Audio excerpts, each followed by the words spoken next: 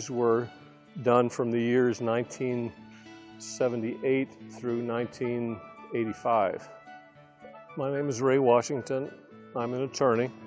I am currently on sabbatical from attorney life, working on a writing project. Back in the day when these were taken, I was I guess you'd call the syndicated columnist. The columns were for the Florida newspapers of the New York Times group, but they did also make them available to some papers outside the group in a kind of a syndicated kind of way. I had gravitated toward writing stories with a historical bent out of North Florida in the one-year period after I had graduated from college, and had taken a trip around the world to Africa and Europe, and lived in Montreal for a while. And after that year of kind of growing up, I took a job with the Tallahassee Democrat and was given free rein. Some executives for the New York Times company were looking to have a column about Florida, where the Times had about 14 newspapers back then, and they put together an extensive search, and I was invited to come in and talk to them. I did, and they hired me. A reporter deals with people in a situation that has brought them into the news, and so there is a frame already around the discussion, and that wasn't what happened. My first year, I decided that I was going to do at least one story in each of Florida's 67 counties. And in many of those counties, I knew people already. I knew history already. And so I had an idea going in. For instance, there were some Creek Indians who had remained behind in the Panhandle, Porch of Alabama tribe. And I thought I would go look at some of their burial sites. And I met their chief, who was the produce manager at the Hoggly Woggly in Bluntstown. Another example would just be I would go in, and one of the stories I told a while ago was I went to the town of Niceville and just asked what's nice going on here, and I was told of some really nice people, and I went and talked to them. So there was no one way. I remember there are areas that haven't got a lot of history, and they've pretty much been taken over by one industry.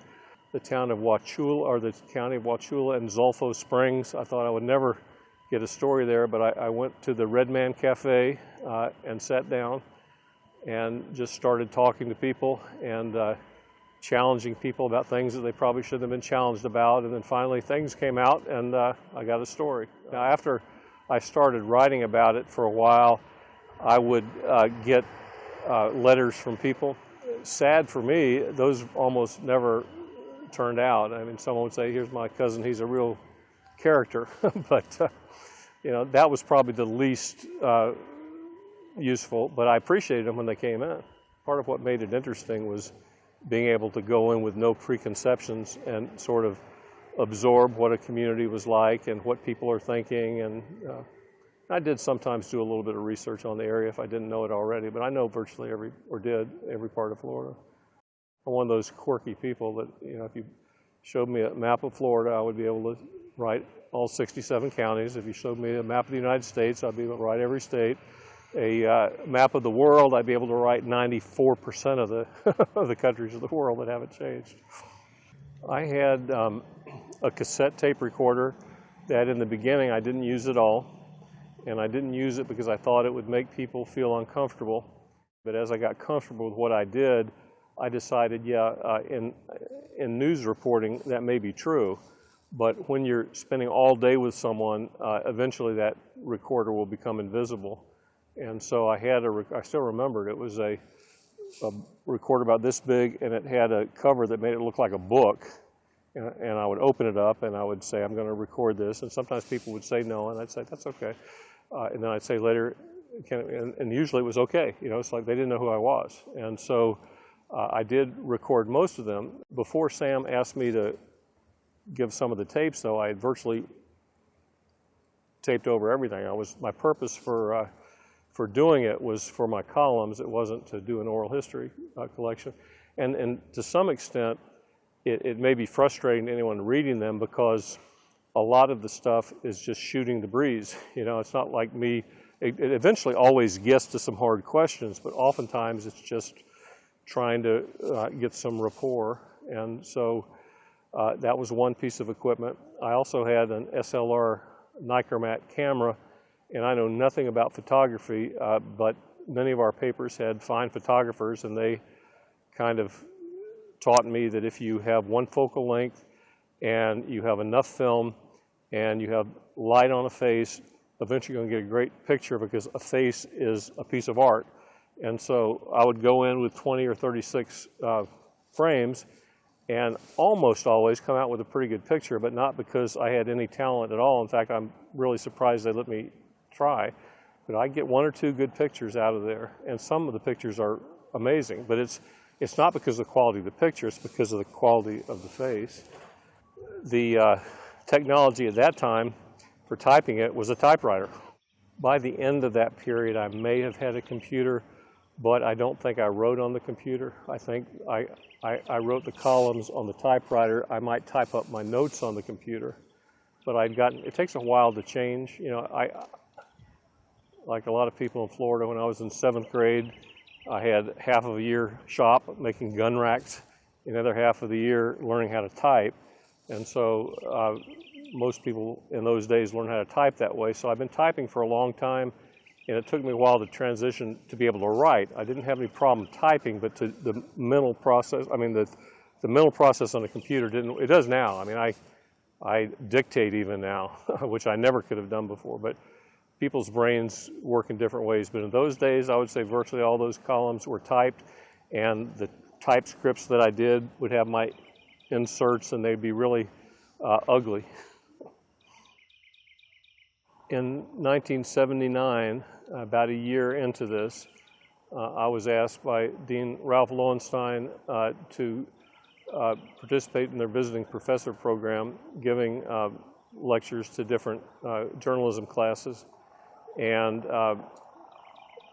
one of the nights during that first week, Ralph had a dinner gathering at his house and invited Sam to come, knowing that Sam was interested in oral history. And I can't remember this for sure, but I may have even had conversation with Sam. He may have read something and called me about it before, but whatever reason, Ralph thought it would be good for us to meet, and we did. And of course, how can you meet Sam and not be entranced with the guy? He was a funny guy. My outlook on the world at that age was not fixed in any one expectation. And so it felt to me, although it wasn't hard, it just felt that it came natural, is that a lot of these conversations, I had no intent on moving them in any direction, and I wanted to see what was important to the person I was talking to, and I didn't plan it that way, but in retrospect, I think that may have built up a level of trust where this isn't someone who wants to put words in my mouth. People like Willis McCall, now he was media sharp, you know, he didn't say a lot of things, and sometimes I had to turn it off, so that's not a good example. There are personal things about your life that you might not want to share with people. If it feels like you're going to be understood and not either judged or treated unfairly, then that's my theory. I never ask anybody, and it would seem rude to say, why are you telling me this? Because I was happy that they trusted me enough to do that. In those days, Slim Whitman was all over the television. He had started this idea of marketing all these things that were 20 or 30 years old, and that caught on. He was like one of the drivers of that. And so you couldn't watch the evening news or watch anything without seeing Slim Whitman. And I was headed over to Fernandina Beach for something, and somehow I knew that Slim Whitman lived on the road in between. So I didn't have his number. I just stopped in and knocked on the door, and he was happy to talk to me. I mean, he is at Middleburg, and he had an estate called Woodpecker Paradise, and it's out in the middle of a bunch of hog barns, and there's a kind of mansion-like front there. Partly, he was a well-known person in Europe at that time, and because of television, people knew about his music, but he didn't have the kind of fame where people would be coming up on the road asking for his autograph. He sold more albums in England than the Beatles. A lot of the stuff that I talked about, since I really knew nothing about his music, you know, I had heard him yodel. I thought he did a really good job of yodeling, and you know, maybe even up there close to Hank Williams. But I didn't know enough. So what I talked to him about was his life in the minor leagues as a pitcher, working in the orange groves, and you know, we got back into the music stuff. But that stuff is so canned. I'm sure he had publicity agents and things like that, so I wasn't that interested in talking about that. An appreciation of the variety of humanity, but also appreciation of the history of places that they may go through every day and not know what went on there. So if you are driving to Orlando and you go down the turnpike and you see the Okahumpka Plaza, you may not know that that was where Chief Micanopy was hiding out during the Seminole Wars. There are all kinds of things like that that people don't know. I got more from that experience than I did from college. It's stuff that can't be taught in a book. You have hundreds and hundreds of people that you talk to in whatever life situation that they're in. There was a guy who I'd seen an AP story on who had gone to trial because his neighbor had wrung his chicken's neck, and people were outraged because it was like a $3,000 trial and he got $1 in restitution. And I thought, this guy it must mean something to him, and I didn't want to write the same story that I had seen the wire service, so I found him some months later in an orange grove west of Wesley Chapel down in, I guess that's Hernando County. He hadn't had a chance to tell his story. He was confined by the rules of evidence in court, and so he described how he had been abused all of his life, that he was a really nice guy, that his first wife had abused him, that she went to run around with somebody else, and he had to go and bail out of jail. And then he had another girlfriend who came by who he just met, and she said she wanted to meet her son, and he gave her $5 for gas, and she never came back again. He was tired of taking this stuff, and so this was a friend of his, and he had fixed the front bumper of his friend's wife's Mustang, and his friend's wife split up with him, and the friend wasn't going to pay for the cost. And he'd had it up to here. And so his friend started abusing him. He was laughing at him. I wasn't going to pay, but he started stealing his chickens. And these were really good quality laying hens. And he would go out and he'd find the necks of the chicken snap. So he parked his truck on the far end of the grove, tied his dog, Old Chief, out in front, went inside with a flashlight, and waited all night. And about 3 in the morning, his neighbor, Joe Furry, came out, and he said you could tell him anywhere by his hunchback walk. And he grabbed a chicken, and when he called him out on it, he started laughing, and he swung the chicken in the air and broke his neck.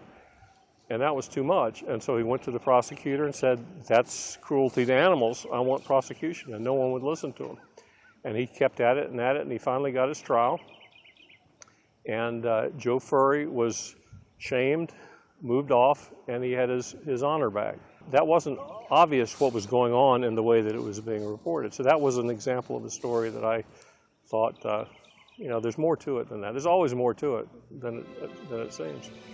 Oddly enough, that story, Roy Blunt Jr. put that in his book of Southern Humor between Eudora Welty and I think it was William Faulkner. So that was in good company.